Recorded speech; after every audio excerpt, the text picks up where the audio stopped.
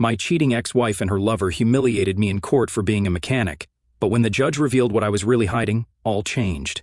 I'm a 32-year-old male, and I really need to get this whole thing off my chest. It's about my divorce, and honestly, it's been eating at me for a while now. I've been working as a mechanic for the past 10 years, starting right after finishing tech school. I worked at a pretty well-known shop in town, or I should say I used to work there, but more on that later. I've been fixing cars since I was 16, learning from my uncle in his garage.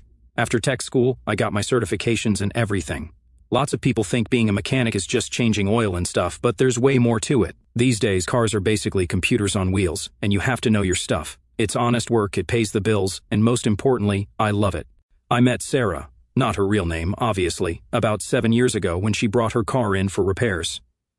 Looking back now, I should have seen the signs from that first day. She kept going on about how her car was premium and needed special attention. I remember thinking she was kinda stuck up, but man, when she smiled at me, I forgot all about that. She worked at a fancy marketing company downtown, always wearing expensive suits and carrying designer bags I couldn't even pronounce the names of. I'm not going to lie, at first I felt pretty lucky that someone like her would even look at someone like me. I was making good money, but I still came home every day with grease under my nails, you know? We started dating, and things were actually pretty good at first. She seemed interested in what I did, asking questions about cars and stuff. Sometimes she'd bring lunch to the shop, and my coworkers would joke about how I managed to land such a classy girlfriend. I thought she was different from the typical corporate type who looks down on blue-collar workers. Despite our differences, I thought we had something special. She used to tell me how much she admired my work ethic, and how she loved that I followed my passion. After about 2 years of dating, we got married. We had a decent-sized wedding that her parents mostly paid for, though I pitched in what I could. Her dad seemed okay with me at first. He's a big-shot real estate developer, but he acted like he respected that I worked with my hands. That's probably why he agreed to co-sign the loan for my house. Yeah, I bought the house before we got married. I had been saving up for years, living in a tiny apartment, putting away every extra dollar I made from side jobs. The house wasn't anything fancy, 3 bedrooms, 2 baths, decent yard. But it was in a good neighborhood, and I was proud that I could afford it. Her dad co-signing helped me get a better interest rate, but I made every single payment myself, never missing one. Sarah acted excited about the house at first, talking about how we could fix it up together and make it our own. But then she started making these little comments. When her coworkers would come over, which wasn't often, she'd say stuff like, "We're planning to move to a better neighborhood soon," or "This is just our starter home." It made me feel like what I'd worked so hard for wasn't good enough. I noticed pretty quickly that she didn't like telling people what I did for a living. At her office parties, when she'd actually bring me, she'd introduce me as a small business owner in the automotive industry. I mean, technically that turned out to be true later, but back then it felt like she was embarrassed to just say I was a mechanic. My sister Jenny saw through Sarah from the beginning. She'd come by the shop sometimes to have her car checked out, and she told me once, "I don't trust the way she looks at you, like you're some project she's working on." I brushed it off because, sisters can be like that sometimes, always thinking no one's good enough for their brother.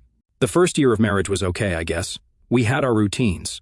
I'd work at the shop from 7 in the morning to 6 in the evening, sometimes later if we had a complicated job. Sarah worked from 9 to 5 but usually stayed late for client meetings or team-building events. I should have paid more attention to those late nights, but I was busy taking business classes at the community college. I didn't tell her about those because she always made fun of any suggestion I had about improving myself that didn't involve leaving the auto shop. Looking back now, I can see all the warning signs, the way she'd wrinkle her nose when I came home with grease stains on my clothes, how she stopped hanging out in the garage when I was working on my project car, the constant suggestions about going back to school to get a real career. But you know what they say about hindsight and all that. Things really started going sideways about 2 years into our marriage. Sarah got promoted at her marketing firm, and that's when she became absolutely unbearable. She'd come home talking about these fancy client dinners and office events, always mentioning this guy, Mark, who helped her so much with the promotion. I remember one night specifically, she came home super late, like 11 at night, wearing a new dress I'd never seen before. When I asked about it, she said the office had an emergency client meeting, and she had to go shopping for appropriate clothes. It made me feel like an idiot for even asking. That's around the time she started making weird comments about the house. My father-in-law, remember he co-signed the loan, would come over for dinner, and they'd talk about property values and how I was holding Sarah back by not wanting to move to a fancier neighborhood, right in front of me at our dinner table. She'd just sit there, nodding along, while he talked about how his signature on the loan meant he had some say in what happened to the place. The worst part was how she started treating my job. One time a rich client brought in his Ferrari for repairs. Most shops in town wouldn't touch it, but I've got certifications for luxury cars. Sarah actually told her friends I was playing around with expensive toys instead of focusing on a real career. Meanwhile, I was making bank on those specialty repairs, but she never bothered to ask about that part. I used to laugh it off, but then it started to bother me. Then came the work parties. Man, those were rough. There was this one event, a fancy Christmas party at an expensive hotel downtown. I spent good money on a nice suit so I'd fit in with her crowd. The whole night she kept leaving me alone while she hung out with her work friends. Her office crowd was something else. All these guys in expensive suits talking about their investment portfolios and vacation homes. One dude actually asked me if I knew any reliable mechanics right after Sarah introduced me as her husband. She just laughed it off while I stood there feeling like a complete outsider. The distance between us only grew after that party. We used to at least eat dinner together most nights, but now she was working late more and more. When she was home, she seemed distracted, always checking her phone or laptop. I tried suggesting date nights or weekend trips like we used to do, but there was always some work emergency or client meeting that got in the way. I started noticing she was texting constantly, always keeping her phone face down, walking out of rooms to take calls. Classic stuff, right?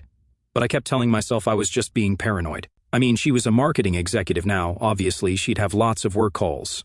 The real problem started when her brother got involved. This guy was always a piece of work. He brought his car to my shop once and expected me to fix it for free because we were family. When I told him he'd have to pay like everyone else, he went crying to Sarah about how I was being difficult. She sided with him, saying I should help family out since I was just doing simple car repairs anyway. My father-in-law got worse too, started showing up at my shop unannounced, asking about my finances, wanting to see paperwork for the house payments, saying he was protecting his investments since his name was on the loan. Never mind that I'd never missed a single payment. I was working late most nights, partly to avoid going home to another argument about my lack of ambition and partly because of those business classes I was taking. Sarah never asked why I was late. She probably thought I was just working on cars. She'd make these snide comments about how I chose Greece over her. The breaking point came during one of her company's summer parties. They rented out a fancy rooftop bar, and Sarah insisted I come, saying it would make up for missing the last few office events, which I hadn't actually missed. She just told people I wasn't there. I walked in and saw her standing super close to this tall guy in an expensive suit. I found out later that was her coworker, Mark. The way they jumped apart when they saw me, well, let's just say I'm not as dumb as Sarah thought I was. I knew there was something wrong, but I didn't have any proof yet. I'm not usually the type to snoop, but after that office party, I couldn't ignore what was happening anymore. I started paying attention to patterns. Every Thursday she'd stay late at the office, but her car wouldn't be in the office parking lot when I drove by. Then there were the credit card statements. Suddenly, there were all these charges from restaurants I'd never heard of, always for 2 people, always on Thursdays. When I asked about them, she'd get super defensive and say they were client meetings. Funny how these client meetings always happened at romantic restaurants downtown. One day I was checking the mail and found an envelope from a jewelry store, one of those fancy places downtown where everything costs more than my first car. Inside was a receipt for a men's watch. My birthday wasn't anywhere close, and Sarah had never bought me jewelry before. She always said it wasn't practical for a mechanic to wear nice things. When I tried to talk to her about all these changes, Sarah turned it around on me, saying I was being insecure and controlling. She started making these little digs about how I was becoming obsessive and paranoid. Every time I brought up something that didn't add up, she'd get this look on her face, like I was some kid making up stories. The more I pushed, the more she pulled away, spending even more time at the office. It got to the point where I barely recognized the woman I married. But the real proof came from this girl at her office. Let's call her Amy. She came into my shop for an oil change and seemed surprised to see me. She said something like, "Oh, I thought you guys split up already." When I asked what she meant, she told me everyone at the office knew about Sarah and Mark's special lunches. Apparently, they weren't even trying to hide it anymore. Amy also mentioned that Sarah had been telling people at work that we were separated and living apart. Meanwhile, I'm still coming home every night to cook dinner, which she never showed up for, and paying all the bills. I found out she'd even taken off her wedding ring at work, saying it didn't match her professional image. It's hard to describe how it feels when your whole life turns out to be a lie. I knew this was coming. Every memory started feeling tainted. Those late nights I'd stayed up waiting. All the times I defended her to my family when they said she was changing. Even the stupid expensive suit I bought for that Christmas party. I'd been living in this weird parallel universe where I was still trying to save our marriage while she was already telling people it was over. The worst part wasn't even the betrayal. It was realizing how much effort she'd put into making me look like the clueless idiot who couldn't see what was right in front of him. I started gathering evidence, knowing our marriage was already dead, but determined not to let her steamroll me like she'd done with everything else. My buddy, who's a cop, helped me set up a system, documenting dates, times, suspicious charges, screenshots of her location showing she wasn't where she claimed. Each new piece of evidence felt like another nail in the coffin of our marriage, but at least now I was the one holding the hammer. They had this whole system worked out. She'd tell me she had weekend marketing conferences, but really she was meeting him at a fancy hotel downtown. I found the receipts for that, too. She'd accidentally used our joint card instead of her personal one. Amateur mistake. What really got me was finding screenshots on her laptop of houses they were looking at together. Big, fancy places in the expensive part of town. In their messages, they were laughing about how they could afford it once they got rid of dead weight. Pretty sure that was referring to me.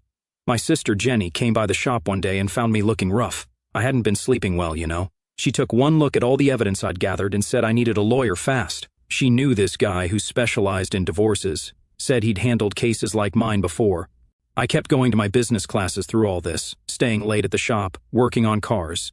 One night, Sarah actually came home early enough to catch me reviewing some financial documents at the kitchen table. More repair invoices, she thought. More repair invoices? She asked with that condescending smile of hers. Yeah, just trying to keep track of everything, I said, sliding my business school assignments under the stack of actual shop paperwork. You know how it is with us simple mechanics.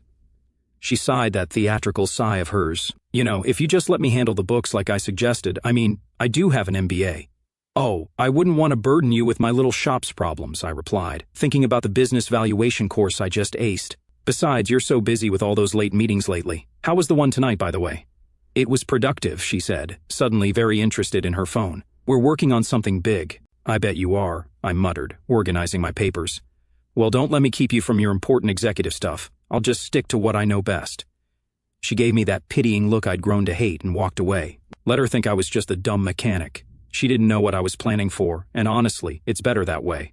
While she was busy looking down on my profession, I was quietly building something bigger. But the final straw came when I checked our joint savings account and found it nearly empty. She'd transferred almost everything out, leaving just enough to cover the monthly bills. When I confronted her about it, she claimed she was investing in her future. She didn't even try to hide it anymore. That's when I finally called the lawyer. Meeting with the lawyer was eye-opening. He looked through everything I'd gathered and said I had a solid case, especially since our state takes cheating into account during divorce proceedings. He also told me to keep acting normal while he got the paperwork ready. That was probably the hardest part. For 2 weeks, I had to pretend nothing was wrong. Every morning, I'd watch Sarah get ready for work, knowing she was going to see Mark. She'd come home late, and I'd have to listen to her lies about client meetings. I even had to sit through dinner with her parents one night, where they spent the whole time talking about how I needed to sign over part of the house to Sarah for security purposes. The lawyer suggested I get proof of her father's demands about the house, so I started recording our conversations, legal in my state with one-party consent. I got some pretty interesting stuff. Him literally saying, while joking, he'd make my life difficult if I didn't give Sarah what she wanted. Then came the day everything exploded. It was a regular Thursday, Sarah's usual late meeting night. My neighbor from next door called me at the shop. I thought you should know, Sarah just pulled up with some man I've never seen before. They went inside together. I knew exactly who it was. My hands were steady when I drove home. Strange how calm you can be when you finally have to face something you've known was coming. I walked in to find them in the kitchen, Sarah and Mark, his hands on her waist. The look on her face when she saw me standing there, I'll never forget it. Get out, I said quietly. Both of you now. Sarah's face went from shocked to angry in a second. This is my house too. You can't just— The house that I paid for, I said, still using that calm voice that seemed to make her even more furious. You have 30 minutes to pack a bag and leave. Mark slipped out while Sarah was screaming at me about her rights. She was still yelling when she called her father. 20 minutes later, her dad's SUV came screeching into our driveway, her brother Tommy jumping out before it even stopped. You can't throw my daughter out, her father bellowed, trying to push past me into the house. Tommy was right behind him, puffing up like he was ready for a fight. I held up my phone, already recording. You're both trespassing. I've already called the police, they're on their way. This is my daughter's home. I co-signed the loan. This house is mine, her father shouted, waving a folder of papers in my face, but I could see the uncertainty in his eyes. Your daughter's been cheating on me for months, I said, loud enough for the gathering neighbors to hear. I have proof of everything, the hotel receipts, the messages. You really want to do this here, in public? That's when the cops showed up. Guess Sarah's family forgot I had the local police department's number on speed dial after fixing half their fleet. Tommy made one last grab for the door but stopped cold when he saw the officers walking up. Funny how quickly someone's attitude changes when they realize they're about to catch a breaking and entering charge. The next hour was surprisingly quiet. Sarah packed her bags while the police supervised. Her father and brother stood by their car, looking less confident by the minute. As she walked out, Sarah tried one last time. You'll regret this. You have no idea what you're doing. I just smiled. Actually, for the first time in a long while, I know exactly what I'm doing. The next day, my lawyer filed for divorce. Sarah got served papers at her office. I found out later she made a big scene about it, crying to her coworkers about how cruel I was. Meanwhile, she'd been planning to take half my assets and move in with Mark the whole time. Her lawyer contacted mine, trying to negotiate before things got messy. They offered to let me keep the house if I paid Sarah a huge settlement. The amount they wanted was crazy, like they thought I was hiding money somewhere. My lawyer told them to pound sand. That weekend was wild. Sarah's family started telling everyone who would listen that I was abusive, that I trapped her in a bad marriage, that I was trying to leave her homeless. Some of her friends even posted stuff on social media about me. My sister wanted to respond, but I told her to let them dig their own grave. Sarah tried coming back to the house to get more stuff, but I'd changed the locks. My lawyer said she needed to go through proper channels now. She left this long voicemail about how I was being petty and immature. Pretty rich coming from someone who got caught going through my house with her boyfriend. The next few weeks were a paperwork circus. Their lawyer kept sending these demanding letters, acting like Sarah was entitled to everything because her dad's name was on the loan. They really thought they had me cornered, even sent a detailed list of everything they wanted. The house, half my savings, my project car, even my tools, like they were shopping from a catalog or something. The first court date was just a preliminary hearing, but Sarah and her crowd treated it like they'd already won. She showed up with her parents, Mark, and this expensive-looking lawyer who looked like he just walked off a TV show. They were all sitting together, whispering and pointing at me like I was some kind of joke. My lawyer told me to wear my work clothes, not the greasy ones, but my clean shop uniform with my name and certifications on it. He said it would help show I was a working professional, not some lazy bum like they were trying to paint me. Sarah actually laughed when she saw me, telling Mark loud enough for everyone to hear that I couldn't even dress properly for court. When Sarah's lawyer started talking about how she supported my career and helped build the business, I thought I was going to lose it. They tried claiming she did the books for the shop, which was completely false. She'd never even looked at my business paperwork. Then they brought up the house. Sarah's dad testified about how he co-signed the loan because I wasn't financially stable enough to get approved on my own, making it sound like he was doing charity work. My lawyer just sat there taking notes, looking completely calm while they built this whole fake story. The real fun started when they mentioned Mark, trying to say he was just a work friend who'd been helping Sarah through a difficult time. Meanwhile, my lawyer had printed copies of their text messages, hotel receipts, and photos of them together during times Sarah claimed to be at work conferences. Sarah's mom got up and gave this dramatic speech about how her daughter deserved a better life than being a mechanic's wife, saying, I was holding Sarah back from her true potential, and that the prenup they wanted us to sign, which I refused, would have protected everyone. The whole time, Mark sat there looking smug. He even brought paperwork showing his salary and bonuses, trying to prove he could provide a better lifestyle. My lawyer just smiled and added the papers to our evidence pile. They had no idea what was coming. During the break, I overheard Mark and Sarah's brother planning how they'd redecorate my house. They were talking about turning my garage workshop into a home gym. Sarah's dad was on the phone with some contractor, already getting quotes for renovations. The weirdest part was when Sarah's lawyer tried claiming she had partial ownership of my tools because she helped select them for the business. My lawyer asked her to name even one specific tool she'd helped choose. She couldn't, then tried to cover by saying she meant she supported the general tool buying process. The judge actually raised his eyebrows at that one. They also brought up my night classes but completely twisted it, saying I was neglecting the marriage by going to school instead of spending time with Sarah. They conveniently left out how she was spending those same nights with Mark. At the end of that first day, Sarah's lawyer presented their demands. They wanted the house, claiming her dad's co-signing made it. Partly theirs, they wanted half of my business assets. Didn't know about those yet. They even wanted my project car, saying Sarah endured years of me working on it, so she deserved compensation. The judge set another court date for the following week. As we were leaving, Sarah's dad tried to corner me in the parking lot, saying we could make this all go away if I just signed over what they wanted. My lawyer got it all on video. The week between court dates was pure torture. I could barely sleep, knowing everything I'd worked for hung in the balance. Sarah's dad's parking lot threat kept replaying in my head, and even though we had it on video, I worried it wouldn't be enough. My lawyer assured me we had a solid plan, but I couldn't shake the feeling that Sarah's team had something else up their sleeve. Every night, I'd go down to my workshop and just sit there, looking at all my tools, wondering if this would be the last time I'd see them in my possession. My family tried to keep my spirits up, but they could tell I was a wreck. What Sarah and her family didn't know was that all their PR was only making me more determined to see this through to the end. When the second court date finally arrived, I felt like I was walking into the ring for the fight of my life. Sarah's team paraded up their witnesses one by one. First, their expert who'd magically inflated my shop's value without ever stepping foot in it. Then Mark, spinning his story about Sarah's emotional struggles with my blue-collar status. And finally, her dad, trying to rewrite history about his role in our lives.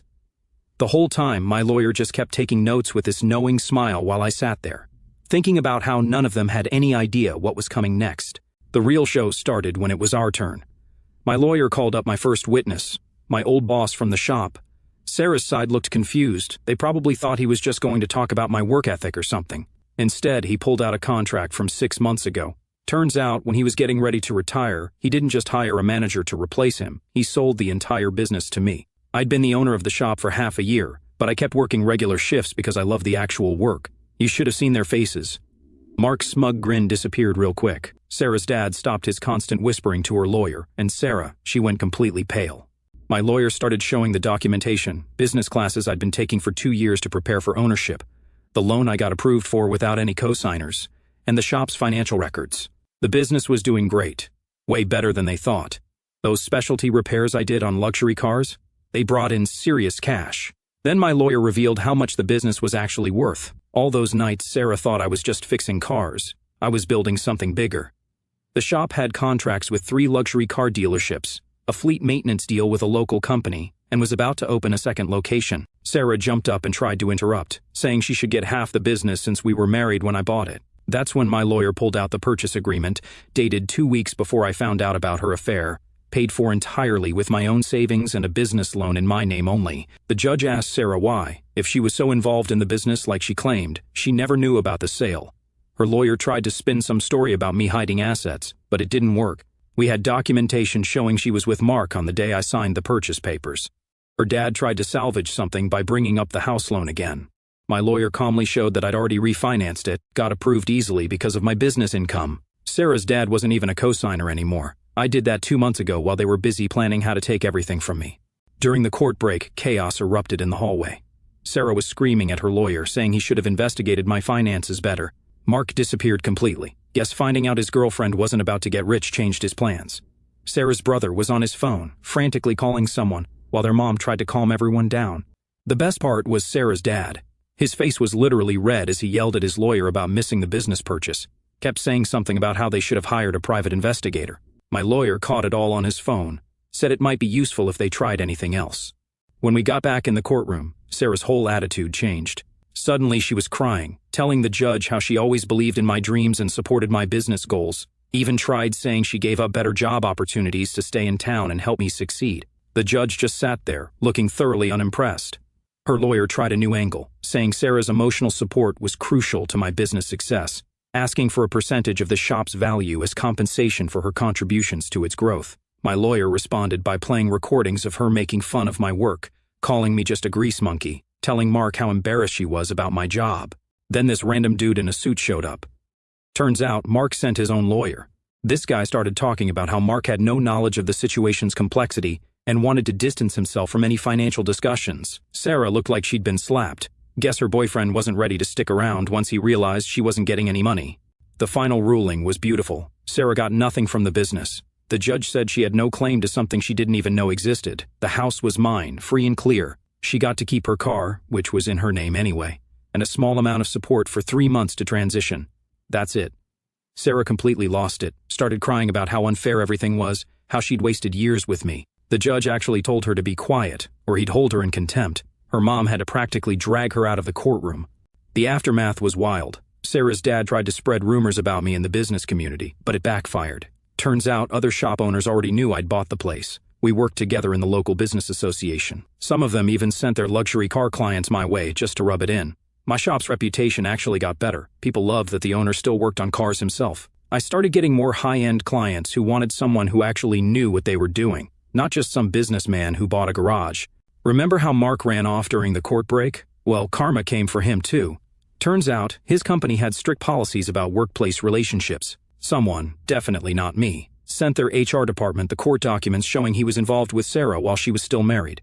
He got demoted and transferred to some tiny branch office 3 states away. Sarah tried to keep her job, but the whole drama destroyed her reputation at work. That client she was handling with Mark? They requested a different team after the scandal. She ended up quitting and tried to sue the company for creating a hostile work environment. That went nowhere fast. And yeah, my shop's doing amazing. I opened that second location I was planning, hired some great mechanics who actually appreciate the work. Sarah's dad tried to save face in the business community, went around telling people he mentored me, tried to take credit for my success. Nobody bought it. Other business owners had seen the court documents where he tried to steal my house. His reputation took a big hit. Apparently, people don't like working with someone who tries to steal from their own son-in-law. And the house she wanted so badly? I just finished renovating it, added a beautiful new garage that's twice the size of the old one. Sometimes, I see her drive by slowly, probably thinking about all the plans she had for the place. Her brother still brings his car to other shops and pays way more for worse service. Last month, I got this long email from Sarah. She wrote about how she regretted her choices and never meant to hurt me. Said she realized Mark wasn't who she thought he was, especially after he took that transfer without even telling her. She wanted to know if we could talk about everything. I never responded. My sister Jenny keeps telling me I should write a book about all this, but right now I'm too busy running my shops and doing what I love, working on cars. The best revenge? I still wear my work uniform most days. I could wear suits if I wanted to, but I'm damn proud of who I am and what I do. The mechanics respect me more because I'm not afraid to get my hands dirty alongside them. We just landed another major contract, and I was under a car doing an inspection when the clients came to sign the papers.